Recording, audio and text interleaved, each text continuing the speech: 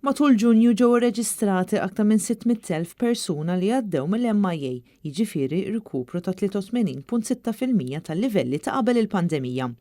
Dan ir-riżultat inkiseb flimkien ma' rkupru ta' 80.8% fil-moviment tal-ajruplani u rkupru ta' 82.3% fin-numru ta' postijiet disponibbli fuq it-titjiriet. F'Ġunju is-suq ta' persuni li ġew mill-Italja kiber bi ftit meta mqabbel ma' Mejju biex b'hekk dan is-suq baqa' fil-quċċata tal-aktar swieq popolari tal-Ajruport Internazzjonali ta' Malta.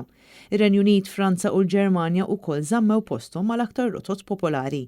Min-naħa l-oħra hekk kif is-suq Pollak niżel fis-sitt post, Spanja telet fil-5 post wara nuqqas ta' 7 xhur mill-lista tal-aqwa 5 tiswieq tal-ajruport. F'Ġunju l-Ajruport Internazzjonali ta' Malta laqa l-ewwel titjira tal-linja tal-ajru Vueling minn Bilbao biex b'hekk destinazzjonijiet fi Spanja li jistgħu jintlaħqu permezz ta' titjira diretta minn Malta telgħu għal 5.